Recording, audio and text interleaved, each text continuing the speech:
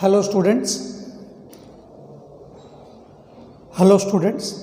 Welcome back to SGC online chemistry classes. This is lecture number 8 on the topic coordination compounds.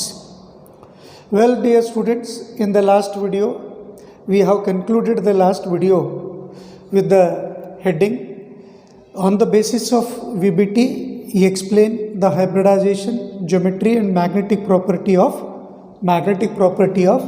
the complex ion CONH3 taken 6 times 3 plus.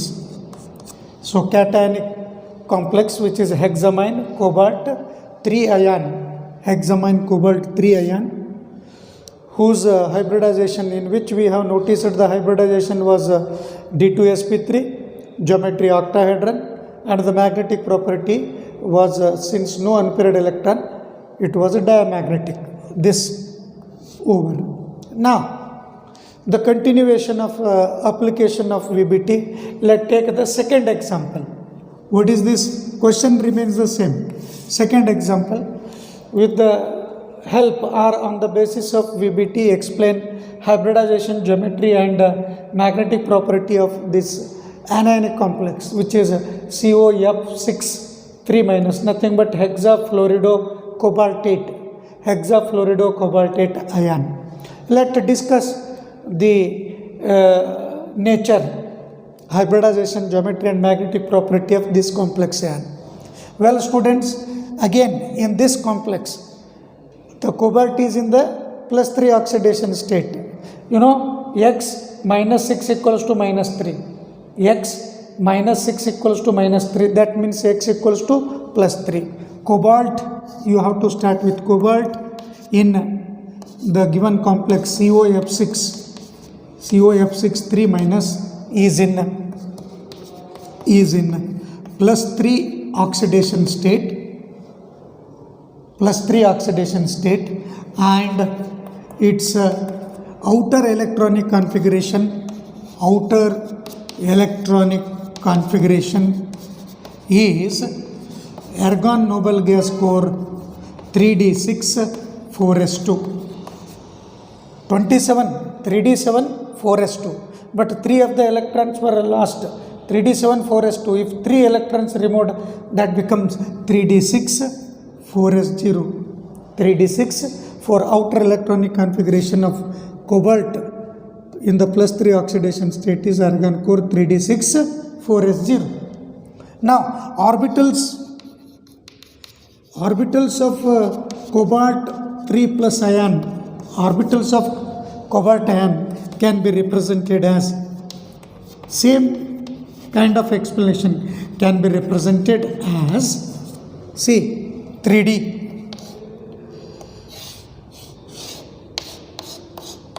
This is 3D, 4S, 4P, 4D. This is 4P, 4D. So 3D6. So as per Hund's rule, you have to place the electron, 5 of them, 6th gets paired. See, when ligand which is weak ligand F minus approaches cobalt ion, what happens? One of 4s orbital, 3 of the 4p orbital, 3 of 4p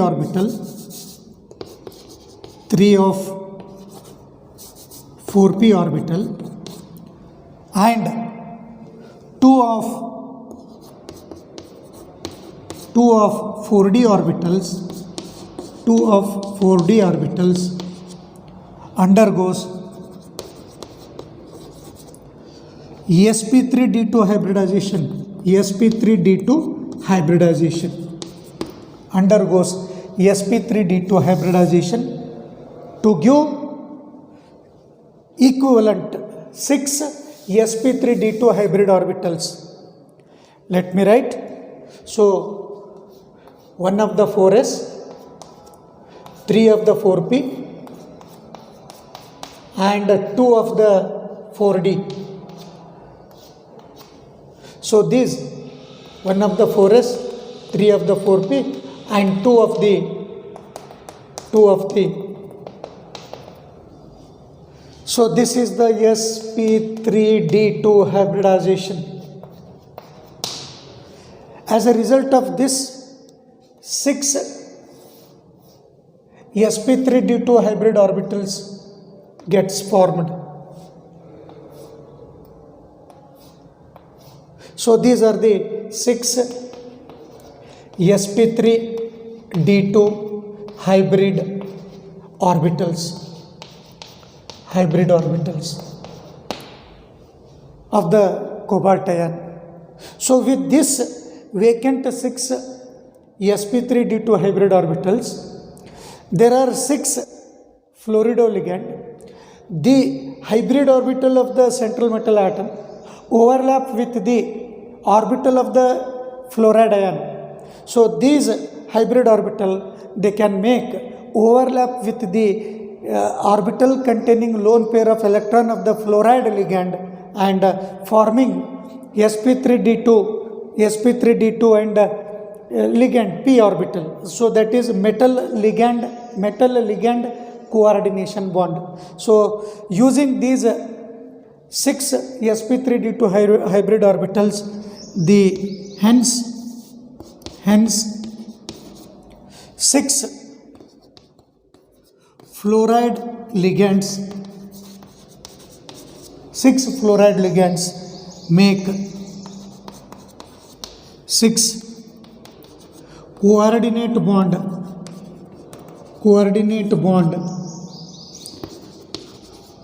with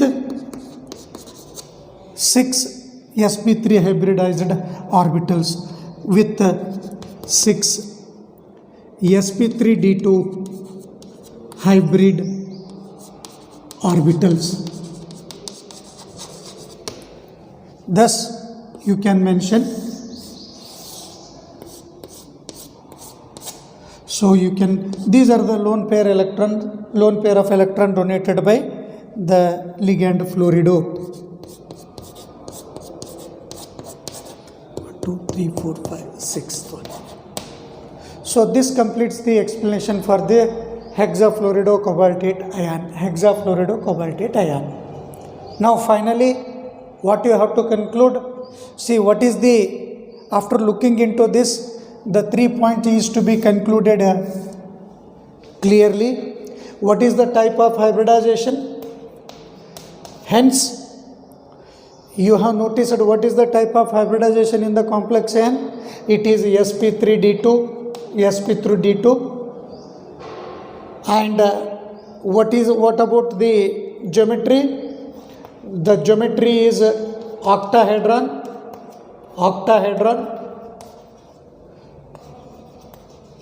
Then what about magnetic property? See, I can write magnetic property is paramagnetic. Magnetic property is paramagnetic in nature. Paramagnetic. Why it is paramagnetic? Since the central metal atom contains the 4 unpaired electron, so as one or more unpaired electrons are there in the central metal atom, then the complex shows a paramagnetic character. So this is how we conclude the explanation for the second complex ion. Let's see once again. On the basis of VBT, explain the hybridization, geometry and magnetic property of COF6 ion, which is a hexafluorido cobaltate ion. Let's see. The cobalt in this complex ion is in +3 oxidation state.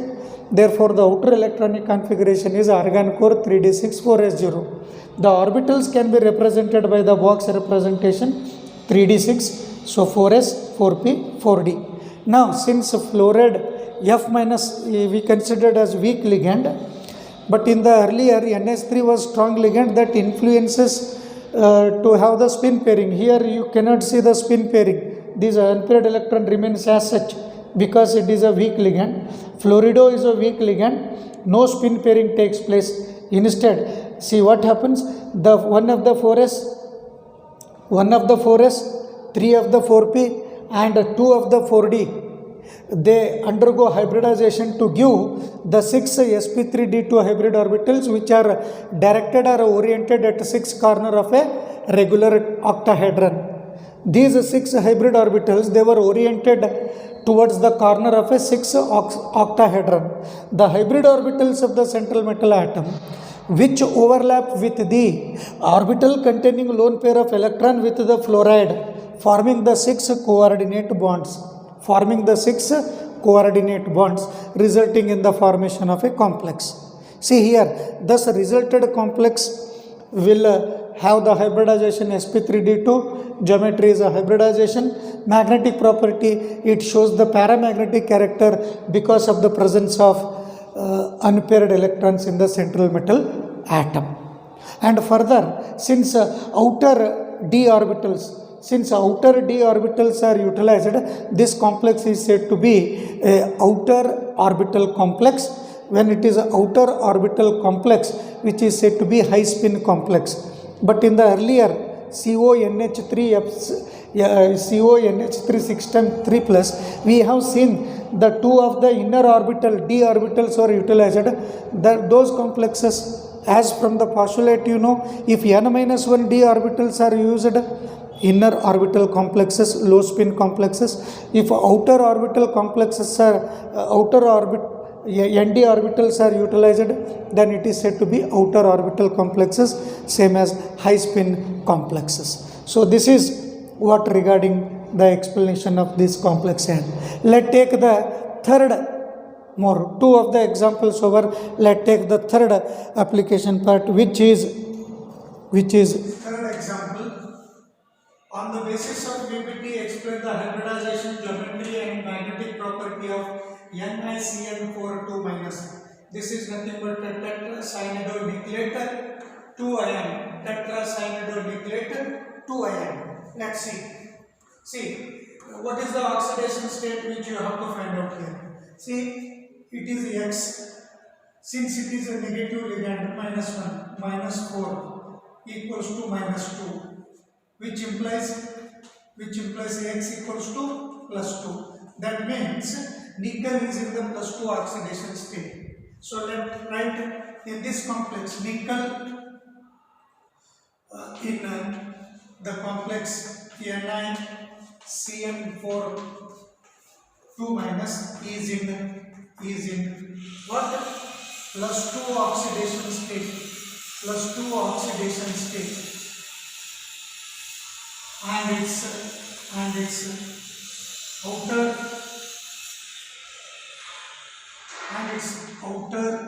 electronic configuration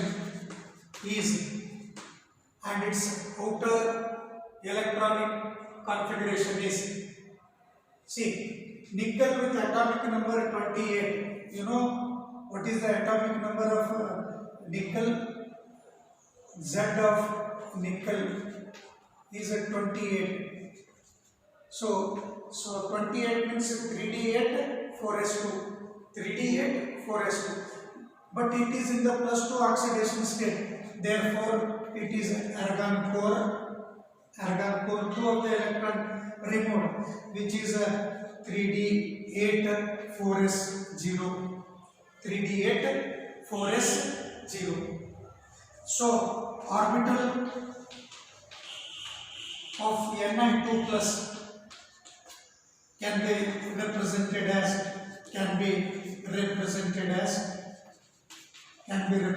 as so 3d8 3d 4s 4p. So 3d8 as per Hund's rule, each orbital occupied by 1 electron. Next, 6th one pair, 7th one pair, 8th one pair.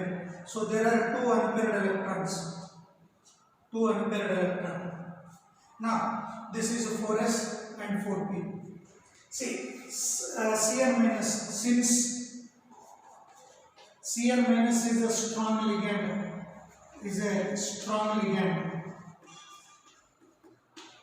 as from the postulate you come to know that strong ligand they influence to have the spin pairing.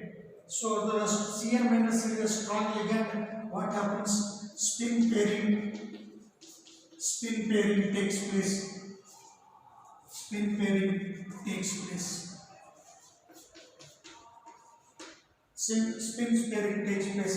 That is, the electronic rearrangement takes place. See how this electronic rearrangement is to take place. Means this electron will get forced to get paired up. So here you have 3D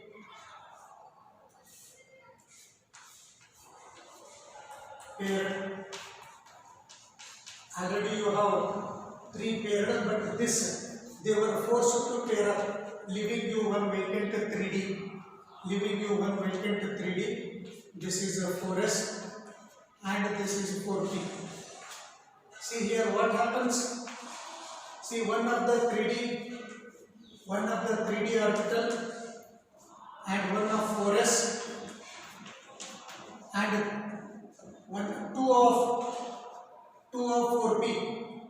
two of 4p. Since there are 4 ligands, see one of the 3D, this one of the 4s and 2 of the 4p, this and this undergoes DsP2 hybridization to give 4 DsP2 hybrid orbitals.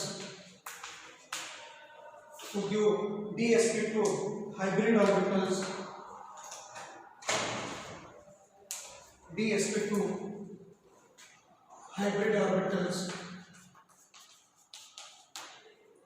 oriented at 4 corner of a square planar.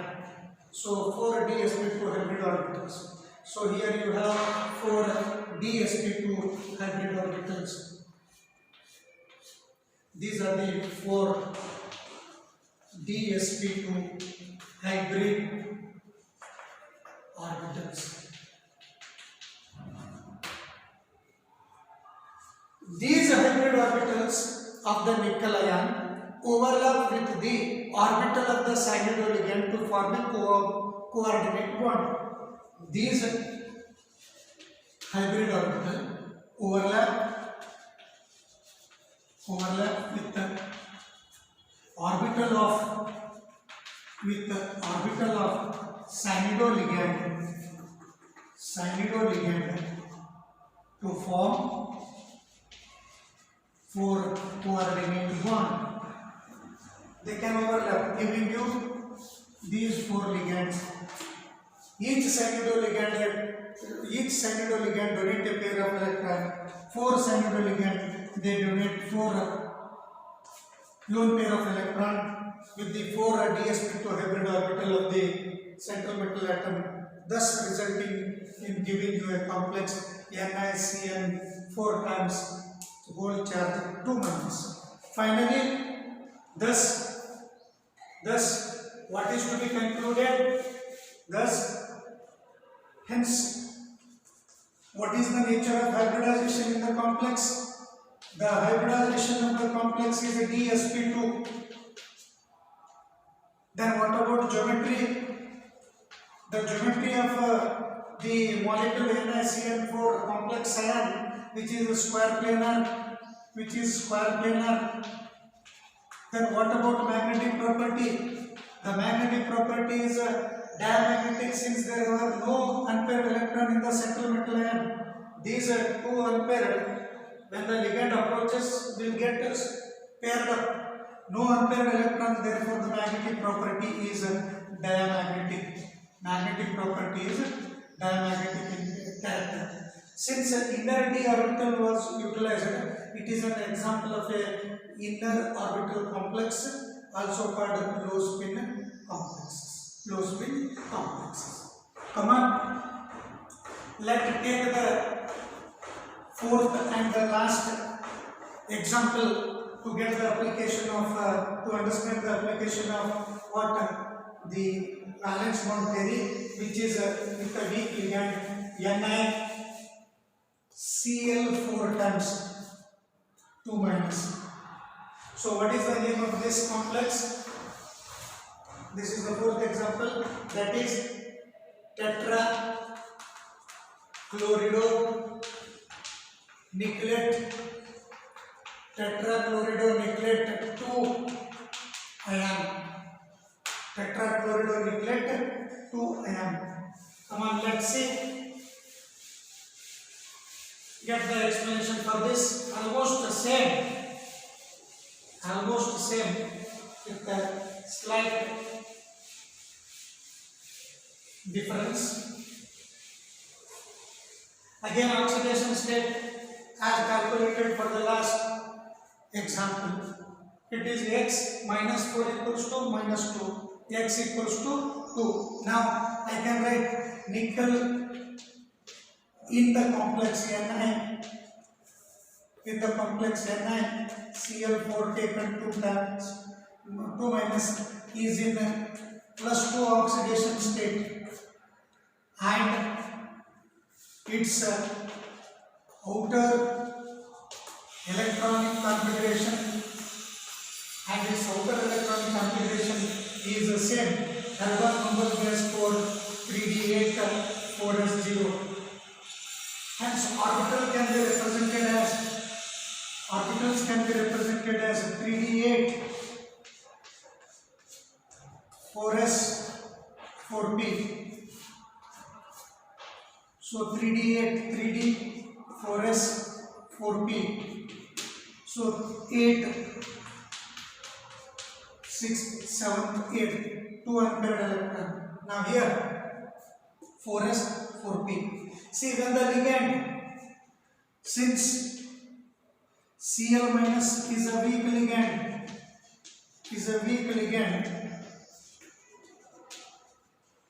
when it approaches, since Cl minus is a weak ligand, no spin pairing takes place.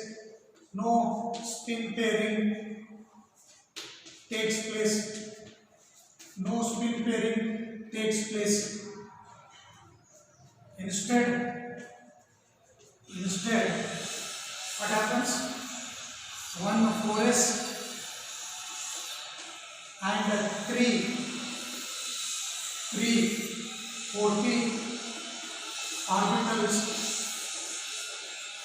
1 4s and 3 4p. Since there are four chlorido ligands are there, one of the 4s and 3 4p orbitals gets hybridized.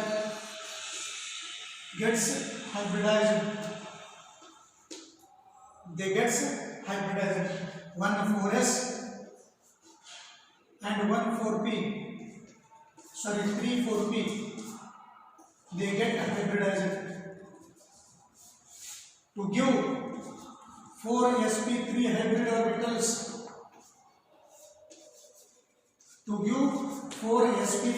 orbitals.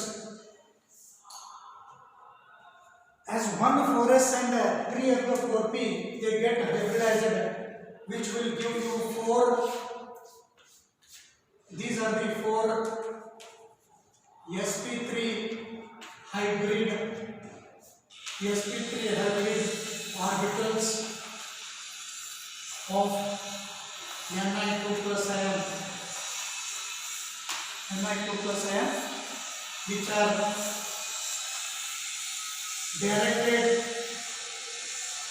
are directed towards 4 corners of tetrahedron. 4 corners of tetrahedron or tetrahedral geometry. So thus each hybrid orbital will overlap with this hybrid orbital, hybrid orbitals. I can write hybrid orbitals overlap with the 4 Fluorido ligand, orbital of 4 fluorido ligands to give complex NaCl4 minus ion. So thus these hybrid orbital, each fluorido ligand can donate a pair of electron, hence that overlap the orbital of the ligand overlap with the hybrid orbital of the central metal atom, forming a coordinate bond. So this gets formed. Hence, lastly, what is the type of hybridization? Hybridization is sp3. Then what about geometry? The geometry of the complex, clearly you mentioned it is tetrahedral. As you know, the type of the hybridization will decide the tetrahedral geometry. Then what about magnetic property? See, think magnetic property, there are unpaired electron in the central metal atom, therefore it is paramagnetic in nature. If no unpaired, diamagnetic. Since there are two unpaired electron in the central metal atom, then the magnetic property is going to be what? Paramagnetic in nature.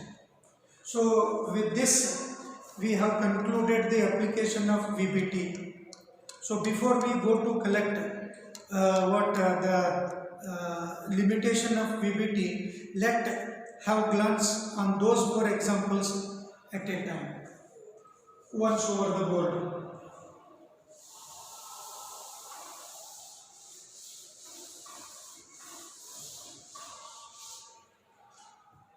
Come on.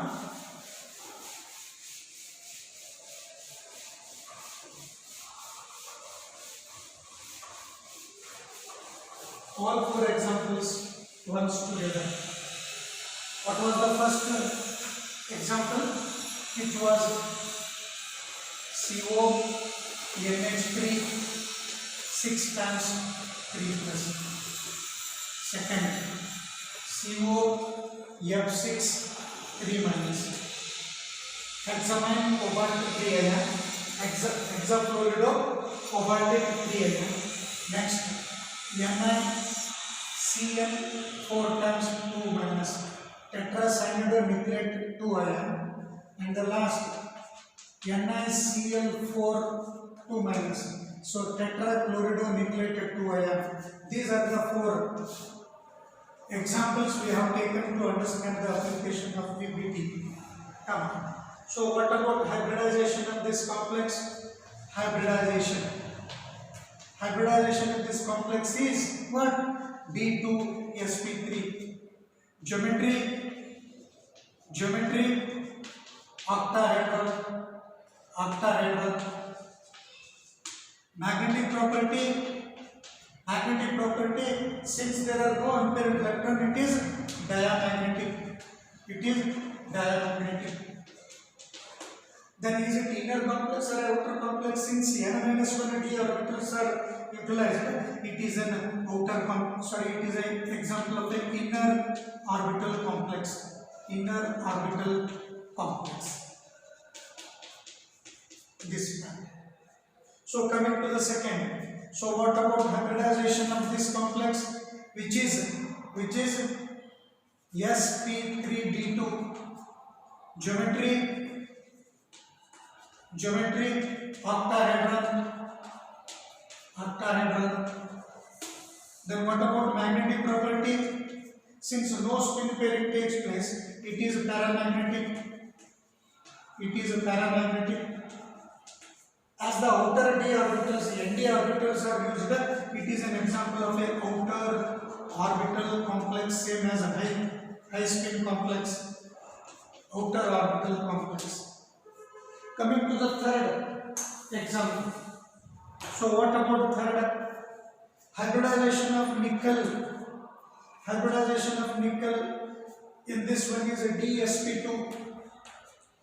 Then what about geometry? Is a square planar.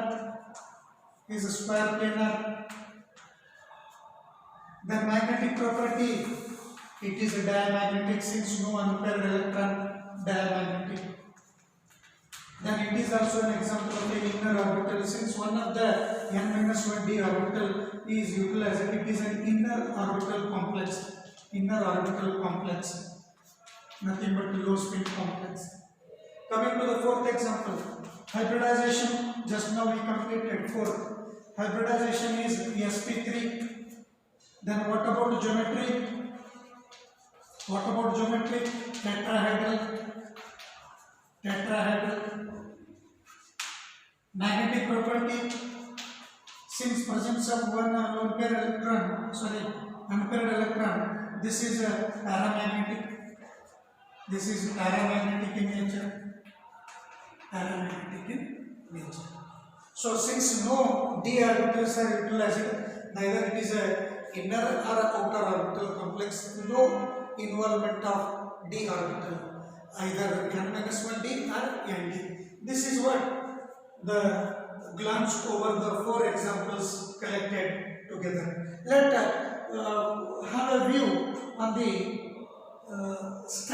little structure over this point, which will help you to understand the geometry. See, central atom cobalt, the 6 corners of a octahedron. 6 corners of octahedron. You have NH3, so you have NH3 coordinated NH3.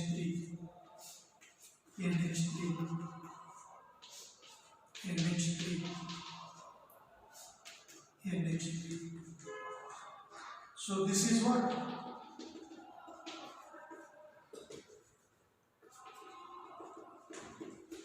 the geometry. This is what the geometry you can check. So with respect to the octahedron, central metal atom is surrounded by the 6 amino ligands. Same way, the central metal atom is cobalt here, but it gets surrounded by 6 fluorido ligands. 6 fluorido ligands at the 6 corners of octahedron.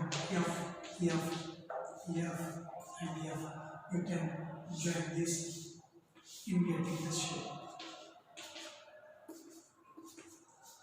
Coming to the next, square planar. Central metal atom is nickel. Square planar. So it is a Cn minus. Cn minus. Now you have Cn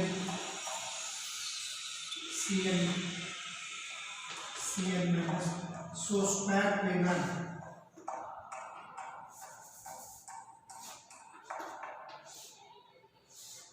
So this is the geometry. Cn minus.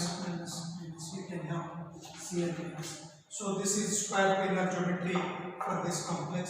Coming to the next, you can put overall with a dot sign. You can put overall as a charge 3 minus, overall as a charge 3 plus, like this. Overall as a charge you have 2 minus.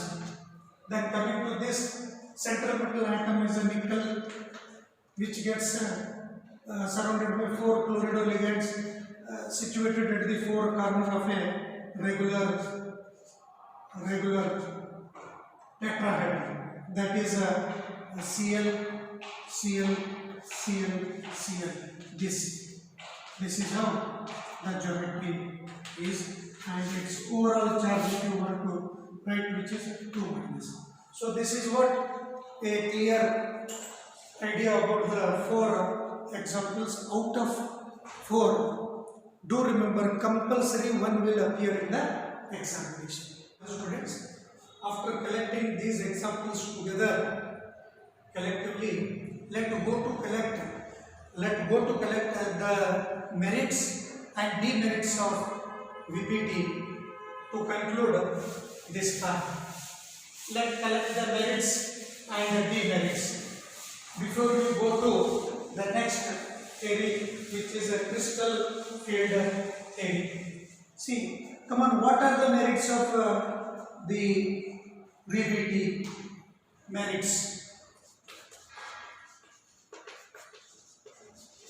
Merits of VPT. Well, students, the first and foremost merit of the application or advantages of this VBT is this theory explains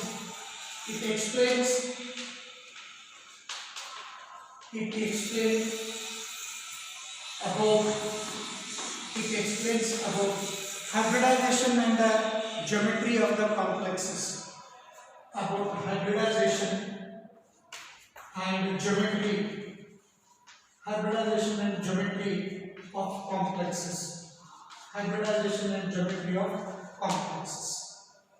This is one greater application or merit of VBT. Second, so it explains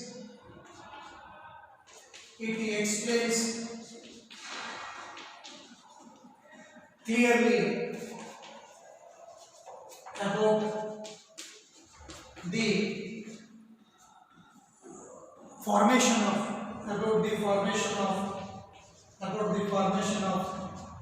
inner and outer orbital complexes.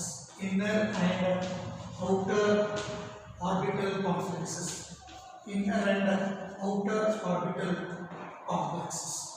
Same as low spin and high spin complexes, which you have come to know from the examples itself. If n-1d orbitals are used, that results in the formation of inner orbital, same as a low spin complex. If nd orbitals are used, high spin complexes, same as outer orbital complexes. These are the major merits and the advantages of VBT.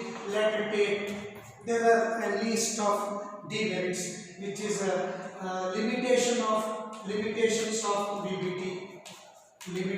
of VBT. So first and foremost, clearly it could not distinguish. This theory could not distinguish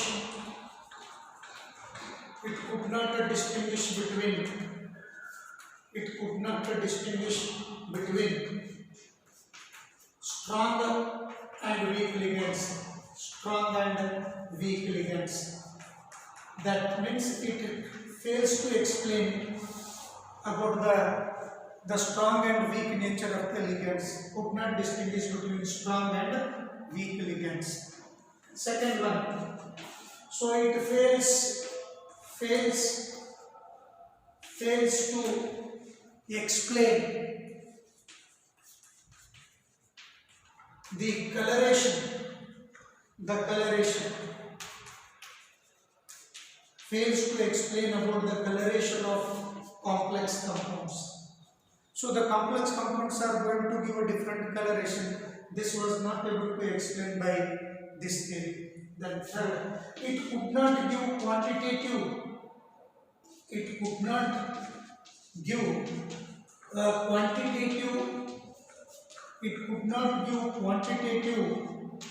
value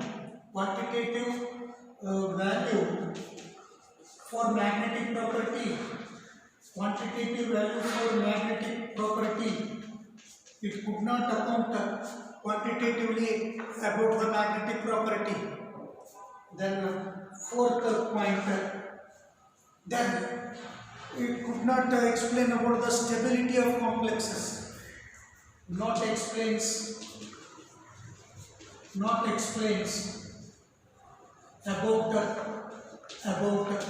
stability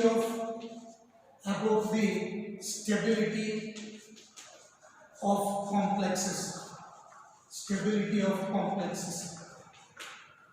Then the fifth, and which is also a major one, regarding the coordination number 4, regarding the compound with coordination number 4,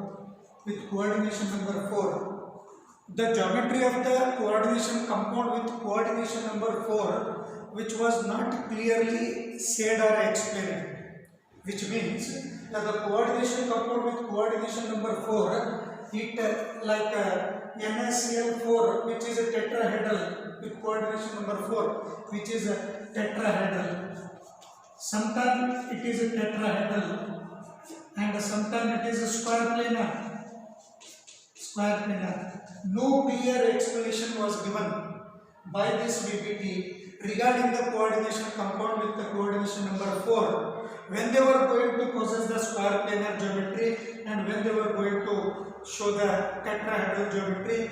These are the major limitations of VBT, which is valence bond theory, and the two main merits of VBT. With this, dear students, hope you have collected the information from the last two videos about the VBT. This concludes about valence bond theory with its application, followed by merits and demerits. Let look forward in the next video about the another theory, crystal field theory. Let's see in the next video. Thank you.